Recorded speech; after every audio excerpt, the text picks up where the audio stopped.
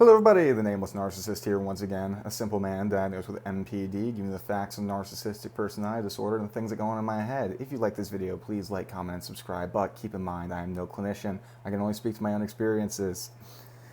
Anyways, so today this video is going to be largely geared towards people who also have narcissistic personality disorder and are in active recovery. But I want to address other people who may watch this video first because I don't want to see comments that are very negative about NPD. Because keep in mind, these aren't like people that are going around hurting people and completely unaware of their condition. These are people that are actively trying to work on themselves and get better. So please keep the comments positive, and hell, if you can give them some support, I'm sure they'll appreciate it. We don't really get much of that, and I think we need a lot more.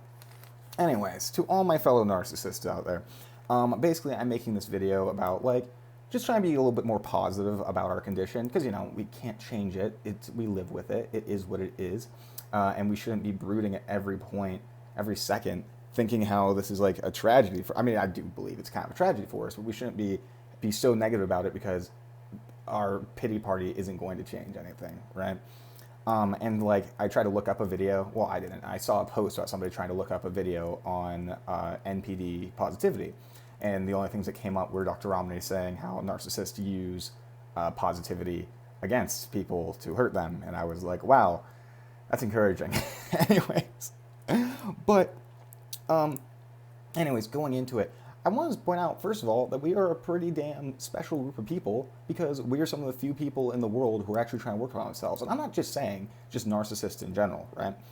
I'm saying normal people too. How many people do you guys know who are completely mentally healthy and completely fine in their lives? They aren't suffering at all, but they're just kind of assholes and super unaware.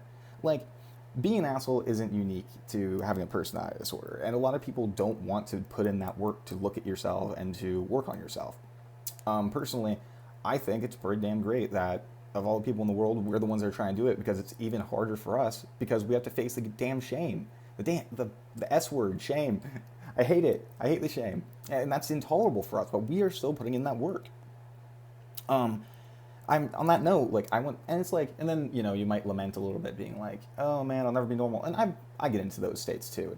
Because it does suck knowing that you're never going to quite experience life the way that everybody else was. And you might kind of get in your head being like, I'm always going to be somebody that hurts people, whatever. I once heard a therapist tell me that, and something that I live by to this day, and I believe 100%, that a healed narcissist is more healthy than a normal person, a normal person who's never worked on themselves. And I stand by that 100%, 100%, because again, we're really putting in that work. We're really trying to be self-aware. We're really trying to, for us and for the people around us. Then there's and it's having NPD isn't just, a death sentence. There are some good parts of it too. There's nothing in the world that's all bad. Okay, there's some things that are all bad. But well, yeah, okay, I guess I was trying to see it. I'm not sure if I was being black and white there. But yeah, there's nothing in the world that's there might be some things in the world that are all bad. Jesus Christ, NPD isn't one of them though. For example, we can read people really well generally. We actually have increased amounts of cognitive empathy when it comes to people being able, when assessing and what people are thinking of us and everything. Can you imagine walking into a room and not immediately scanning the room, trying to figure out the social networks and the hierarchies going on? It's who's the most attractive, who's the least attractive, who's the most popular, who's the least popular. Can you imagine going to a room and that's not going on? I think on a regular basis, I just wonder, I'm what are normal people thinking when they interact with somebody or they enter a room?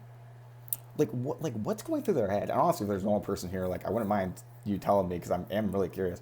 Do you just go in there and you're just kind of I don't know what I would be thinking. I don't know how I would even interact. But I think that's kind of a pro, being able to and to some degree that's hypervigilance, right? Trauma response, stuff like that. But there's times that comes in handy. And I personally think, and some people may disagree with me, I think our lack of emotional empathy is good too, not only for us, but for other people. I'm sure all of you at some point have had a friend complain about their somebody close to them dying or going through a breakup, and it might be annoying sometimes, but we aren't having any emotional reaction to that. We're completely fine, and we can offer them better advice and support because we don't have that emotional reaction. I mean, me personally, I had a friend who was like very empathic, and I was not allowed to vent to her basically because my emotions were so intense that it would overwhelm her. So personally, I think I was a little bit better of a figure of support if we're going to compare the two. And keep in mind, just because, so, and I see this all the time, if somebody discovers that they have NPD and they're like, my life is over, I've hurt so many people, I'm such a monster, oh, I'm terrible. Usually after watching a bunch of Dr. Hominy videos, I'll be honest. If you have NPD, don't watch Dr. Hominy, it's not helpful to your healing. She has her place, but it's not for NPDs in recovery. And she even has a few videos about, like, how, like, tips for narcissists who are trying to work on themselves. Terrible video. Like, it was way too authoritative and, like, you have to do this. And, I was like, fuck you, bitch. I can do what I want. Not to say that her advice was, like, bad. Just the way it was delivered was so just in a way that narcissists would not relate to.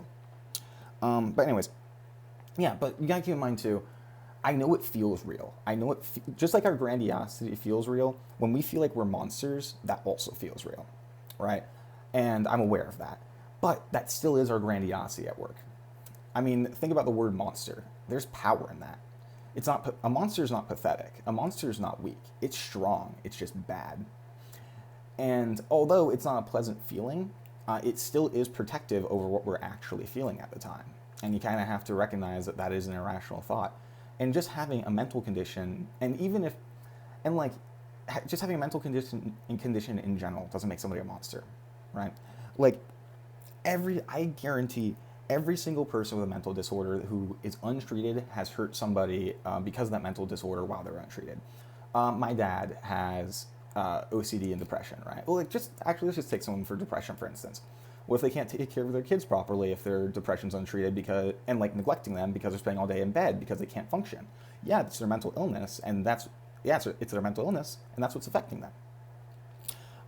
We are not unique in the fact that we hurt people. I cannot think of a single disorder off the top of my head that does not affect the others around them negatively too. I truly believe that.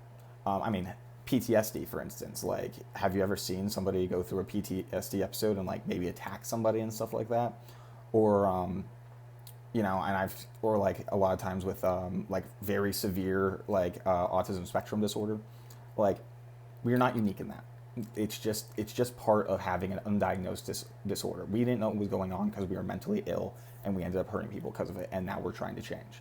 And that's what we gotta focus on, that we are trying to change now, and we're making active efforts to not do that to people.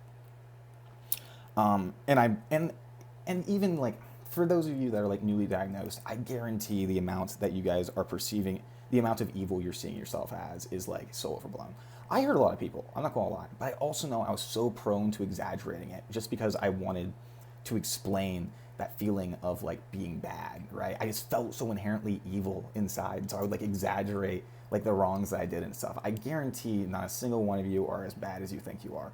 I mean, okay, there might be a few of you, but like the vast majority, I would say you aren't. And like, hey, and like, again, it sucks that like, it does suck that we will never be like normal, quote unquote. But like, at least we're special. Just saying.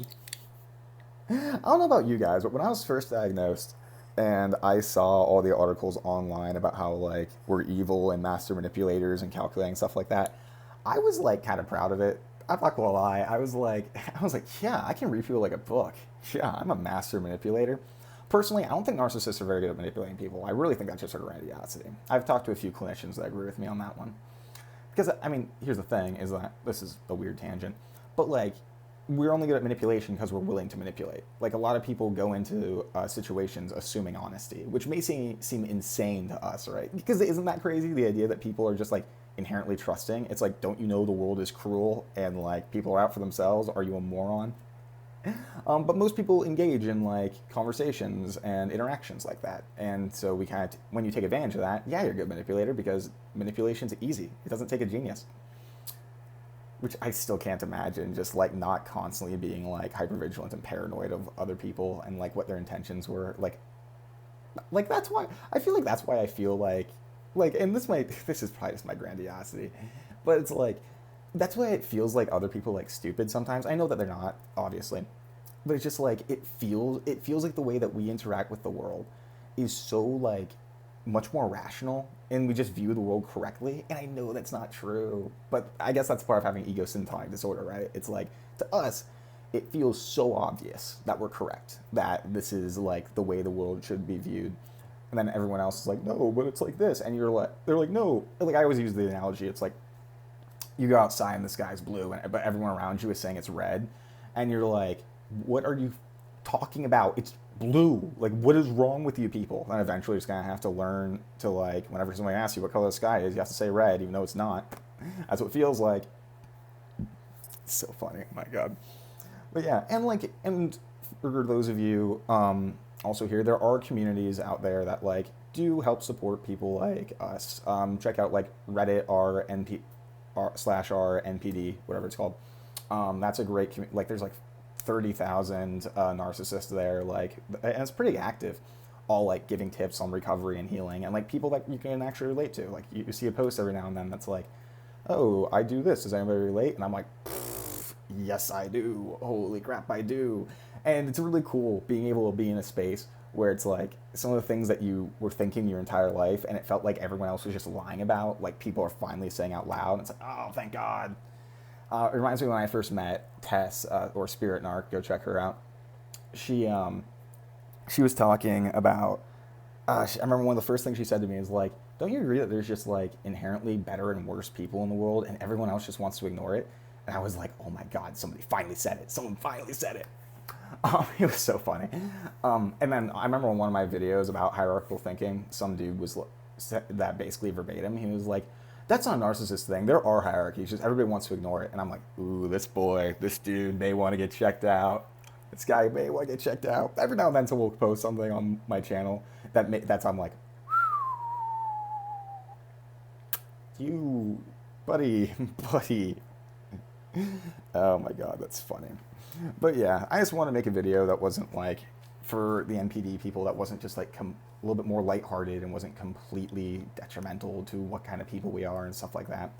Because it's hard living with this, right? This is like a really hard disorder to live with. And honestly, I'm kind of impressed with the fact that like we're able to live with this. It's like not pleasant. I think even people who have their only knowledge of NPD has been through like somebody who has severely hurt them, I think even they can see that this is not easy to live with. It's a miserable disorder. And like, we're very strong for being able to actually put up with it. Like, I doubt most people would be. I feel like if we took our disorder and imposed it on people like that were like already grown up and stuff like that, and just like suddenly NPD, like, I don't think I'd be able to handle it. Do you? It's a lot.